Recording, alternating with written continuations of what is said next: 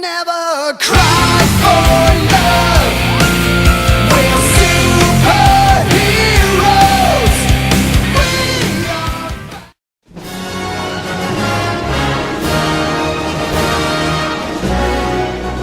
Welcome to the Sports Horn. Very special segment today, talking about the National Football League and the NFL only. First off, I want to say thank you to Jarrell Jackson, University of Missouri wide receiver, who joined us for an interview this week, guys. Definitely. Thank you Class very act much. all the way. We really appreciate it. We appreciate everyone going to the Facebook page. Continue to do so, please. Check us out on Facebook at the Sports Horn. Guys, today we're talking the NFL. You guys are directing the show today because you sent us your comments, you sent us your questions, and we're going to talk about what you want to talk about. Which apparently right now we have two Tampa Bay Bucks fans apparently on the horn. Wow. Brandon Morgan and Justin Sizemore. Kind of surprising. It is surprising, but glad to have you guys. And they were asking about the situation with Aqib Talib and apparently joining back and forth with a referee during the game. I want to say the Tampa Bay Buccaneers are having a great season. They are.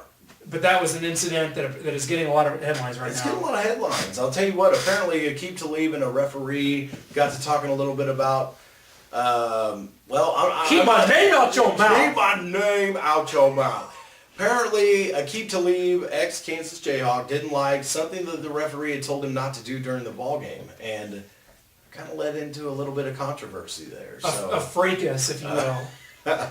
An absolute fracas. But the thing about that is the National Football League didn't recognize that as a problem. So, we don't know a whole lot about it. All we know is we play on, I guess. We play on. There was a lot of jaw jacking there.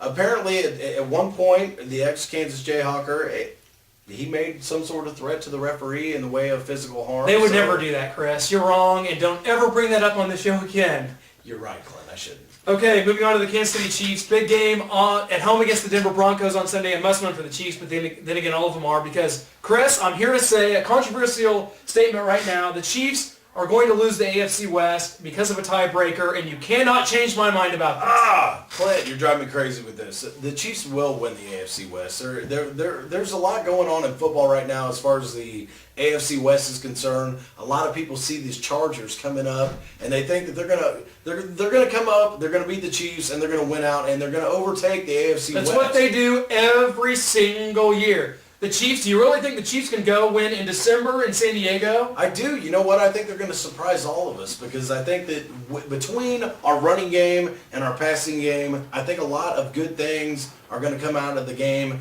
between the San Diego Chargers and the Kansas City Chiefs. When we have to travel there, everyone is expecting us to lose, Clint. Everyone is saying, okay, maybe the Chiefs get past the Broncos, but when they go down to San Diego, they're going to lose that game. I don't feel that way. Well, I think the Chiefs are in real trouble of being an 11-5 team, not making the playoffs, which would be heartbreaking for this fan base as well, for this team that's had such a quick turnaround in year two of the Haley Pioli regime.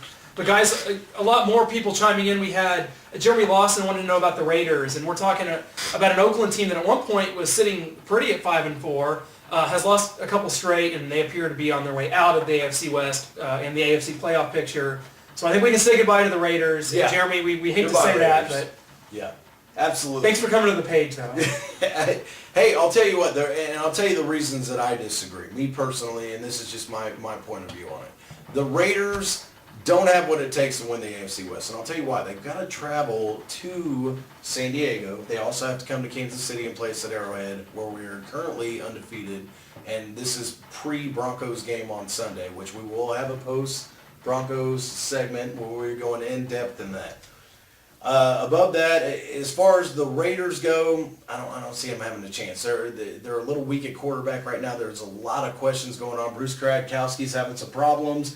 You can't switch quarterbacks all season and expect to win a division.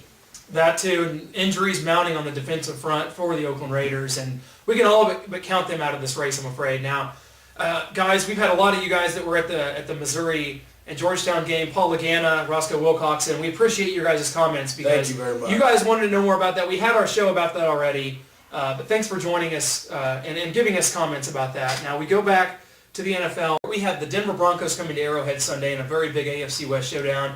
In a rematch, the Chiefs are out for blood in this game. Denver, who defeated the Chiefs just a couple weeks ago, the Denver Broncos are the biggest lying, cheating, stealing scums in all the NFL, and that's my opinion. Little incident a couple weeks ago out in Denver. You think it was warranted, Todd Haley not shaking the hand? What do you feel going into this game? I do, because Todd Haley went out to meet Josh McDaniels at midfield. The reason he didn't shake his hand, to me as a Chiefs fan and to most Chiefs fans, is very warranted. Josh McDaniels has now been fined by the NFL for filming before the 49er game. He filmed some of the practices, okay? To me, right there, that says we're carrying over what we did at New England.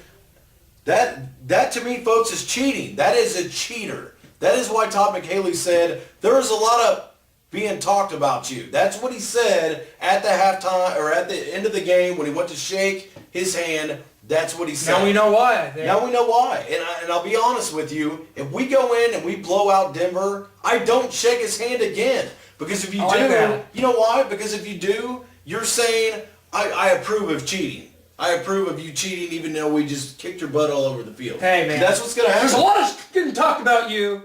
Maybe something like that. Exactly. And if I'm Josh McDaniels, you know what? I know what's going on. His own fans in Denver right now are talking about the fact that fire McDaniels. I have seen the signs in... Not my coach. That's what they say. Well, that too. Mine's means something else. By the way, the guy that holds up the no-shake zone at Arrowhead, I want to give out some props to that guy. Do not shake his hand, Todd. Don't go out and warn a cheater, because anybody that cheats in the NFL, they've got a hand up on us. Get him out of here. I'm not promoting that, and I'll be honest with you. I think he did the right thing the first time. Do it again. Guys, thank you so much again. Loved it. We're going to see you guys next time on The Horn, because this is what we do. We love it. Come to the page, like it, 2 thumbs up, because the more you like it, the better chances of us getting paid for this are. Exactly. One more thing that I want to add to the episode here. Jarrell Jackson, I want to send out a special thank you. Answering the questions from the Sports Horn. We are starting to go places because of guys like him. He is a tuner. He's tuning into us. Power Mizzou, you're picking us up. You're starting to comment. Let us know what you think. We want to add somebody to the show. We want to add the viewers to the show. Okay? We need you guys to keep doing what you're doing. We're going to keep doing what we're doing. Until next time, come back to The Horn. Black night, a clear white moon. Warren G was on the streets trying to consume some skirts for the E, so I could get some phones. Rolling in my ride, chilling all alone. Just hit the east side of the LBC on a mission trying to find Mr. Warren G. Seen a car full of girls, ain't no need to tweak. All of you search know what's up with 213. So I hooked a left on